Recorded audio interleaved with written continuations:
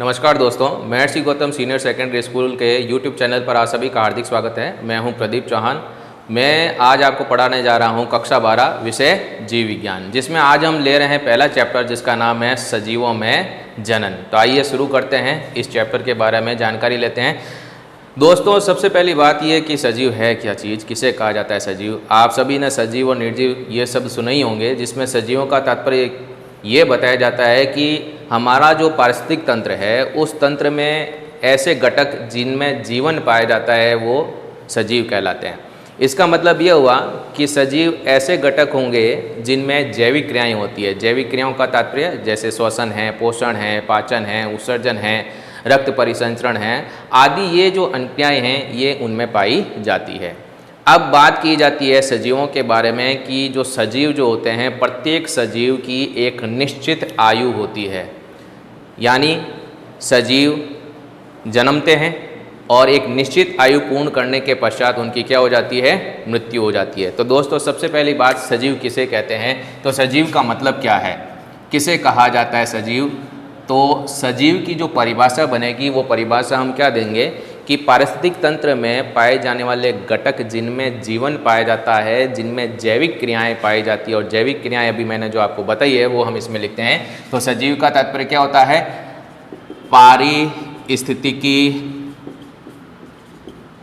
तंत्र में पाए जाने वाले, पारिस्थितिक तंत्र में पाए जाने वाले ऐसे घटक, ठीक है, कौन से तंत्र में, पारिस्थितिक तंत्र में पाए जाने वाले ऐसे घटक जिनमें जीवन पाया जाता है, जिनमें क्या पाया जाता है, जीवन पाया जाता है, और जिनमें जैविक क्रियाएं, और जिनमें जैविक क्रियाएं। अब जैविक क्रियाएं कौन कौन सी, जैविक क्रियाएं जैसे श्वसन, जैविक क्रियाएं जैसे श्वसन, पोषण, पाचन, उत्सर्जन, परिसंचरण, प्रजनन आदि क्रियाएं पाई जाती हैं। आदि क्रियाएं पाई जाती है, पाई जाती है, सजीव कहलाते हैं। क्या कहलाते हैं दोस्तों, सजीव कहलाते हैं।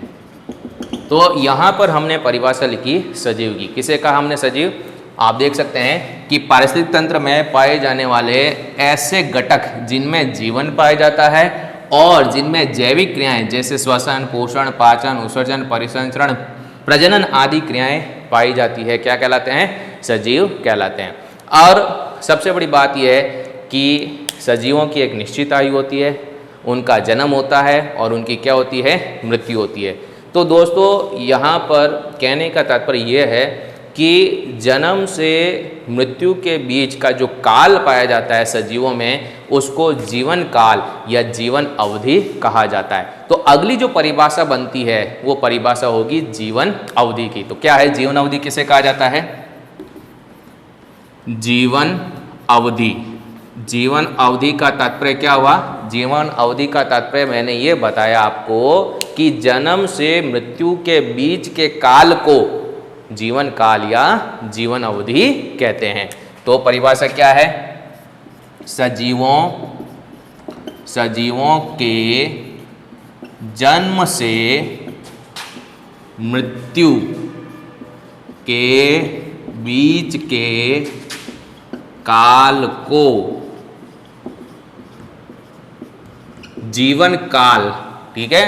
तो यहां पर जीवन काल भी कह सकते हैं और जीवन अवधि भी कह सकते हैं। तो जन्म से मृत्यु के बीच के काल को जीवन काल या जीवन अवधि कहते हैं, या क्या कहते हैं, जीवन अवधि कहते हैं। तो ये जो जीवन अवधि जो पाई जाती है, क्या प्रत्येक जीव की एक समान होती है या अलग अलग होती है? अलग अलग होती है। हर जीव की अपनी एक निश्चित आयु होती है। अब जैसे अगर आप कौवा देखें और तोता देखें, भले उनका आकार, उनकी साइज आपको एक समान दिखाई देती हो, लेकिन उनकी जो आयु होती है, उनकी जो जीवन होती है, उनमें भिन्नता पाई जाती है। कैसे कि कौवे की जो आयु होती है वो है 15 से 16 साल, जबकि एक तोता जो है उसकी जो जीवन अवधि पाई जाती है वो 140-150 वर्ष तक हो सकती है। तो आखिरकार ये जो जीवन अवधि है वो निर्भर किस पे करती है? वो निर्भर करती है सजीवों की शारीरिक संरचना और उसकी जटिलताओं पर। तो जीवन अवधि जो होती है वो निर्भर किस पर करती है? शारीरिक संरचना और शरीर की जो जटिलताएं होती है उस पर निर्भर करती है। और प्रत्येक जीव की जो जीवन अवधि होती है वो भिन्न भिन्न होती है, अलग अलग होती है, एक समान नहीं होती। तो इसका मतलब ये हुआ कि जीवन अवधि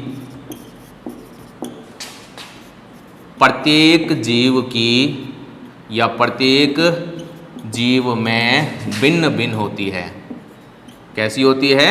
भिन्न भिन्न होती है, एक समान नहीं होती है, अलग अलग होती है। और इसके साथ में ये निर्भर करती है सजीवों के शारीरिक जटिलताओं पर। किस पर निर्भर करती है? जीवन अवधि